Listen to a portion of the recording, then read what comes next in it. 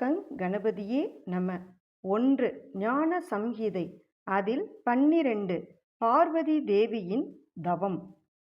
நாரதர் கூறியதைக் கேட்டதும் பார்வதி தேவி தவம் செய்தே சிவபெருமானை அடைய வேண்டும் என்று தீர்மானித்து தவம் செய்ய மனம் கொண்டாள். ஆனால் இந்த விஷயத்தை தன் தாய் தந்தையரிடம் தானே நேரில் சென்று வெளியிட்டு அனுமதி பெற வெட்கப்பட்டாள். அதனால் தன் தோழிகள் மூலம் சொல்லி அனுப்பினாள். தோழிகள் பர்வதராஜனிடம் போய், மலையரசே, உங்கள் அருமை செல்வி பார்வதியின் வார்த்தையை சொல்லுகிறோம். நீங்கள் அதை கேட்டு சம்மதிக்க வேண்டும். அதாவது பார்வதி தேவி தன் தேகத்திற்கும் சௌந்தரியத்திற்கும் உமது குலத்திற்கும் அனுகூலம் செய்ய விரும்பி சிவபெருமானை குறித்து தவம் செய்து அவரையே தன் காதற் கணவனாக வரித்து திருமணம் செய்து கொள்ள விரும்புகிறாள். அதற்கு தாங்கள் அனுமதி வழங்க வேண்டும் என்று எடுத்துரைத்தார்கள். பர்வதராஜன் பார்வதியின் தோழிகள் இருவரும் கூறியதைக் கேட்டு, பெண்களே, நீங்கள் சொல்லிய விஷயத்திற்கு நான் சம்மதிக்கிறேன்.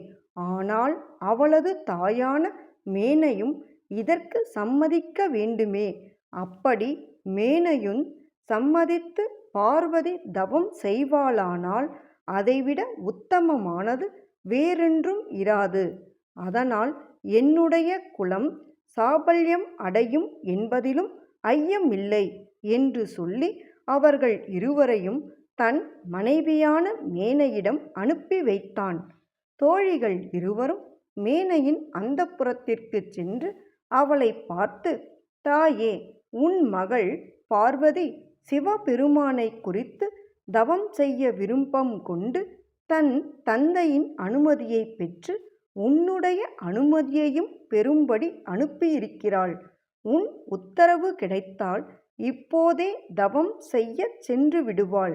பதிவிரதையான பார்வதி தன் உருவத்திற்கு பயன் செய்ய ஆவலுற்று விட்டாள். ஆகையால் அனுமதியளிக்க வேண்டும் என்று கெஞ்சினார்கள். அதை கேட்டதும் தாய் மேனை தாங்காத துக்கமடைந்து உடனே தன் மகள் பார்வதியை அழைத்து வரச் செய்து, பார்வதி, நீ ஏன் துயரப்பட வேண்டும்? முற்பிறவியில் செய்த நற்பயனாய் நீ இங்கு வந்து பிறந்தாய். இங்கு உனக்கு என்ன குறைவு? நீ தவம் செய்வதற்கு ஏன் போக வேண்டும்? அப்படி எங்கேதான் போகப் போகிறாய்? இங்கு தேவர்கள் இல்லையா? தீர்த்தங்கள் இல்லையா?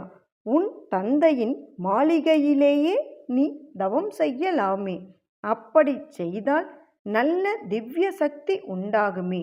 நீ முன்பு ஒருமுறை சிவபெருமானுக்கு பணிவிடைகள் செய்தபோது என்ன காரியத்தை சாதித்து முடித்தாய்?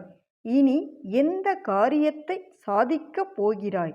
உன் மேனியோ கோமளமானது, உன் உடலோ மென்மையானது.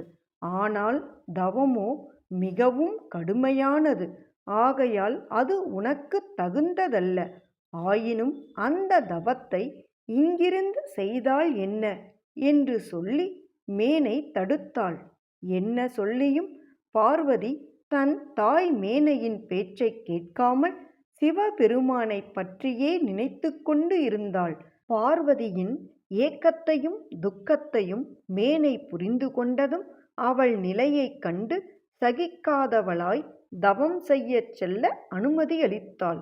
உடனே பார்வதி மிகவும் அகமகிழ்ந்து தாய் தந்தை இருவரையும் வணங்கி விடை பெற்று தன் இரு தோழியரும் தன்னை பின்தொடர்ந்து வர தவச் செயலை மேற்கொண்டாள். தன் உன்னதமான ஆடை ஆபரணங்களையும் விலக்கிவிட்டு மரவுரியும் மௌஞ்சியுமே தரித்து கொண்டு இமயமலையில் புனிதமான நதிகள் பெருகும் ஒரு சிகரத்தை அடைந்தாள். அங்கு பார்வதி தேவி தவக்கோலத்தில் அமர்ந்தாள். அது முதல் பார்வதி தவம் செய்த காரணத்தால் அந்த சிகரம் கௌரி சிகரம் என்ற பெயருடன் வழங்கலாயிற்று. அங்கு மரங்களும் செடிகளும் கொடிகளும் மலர்களோடும் கனிகளோடும் செழித்து கொழித்தன.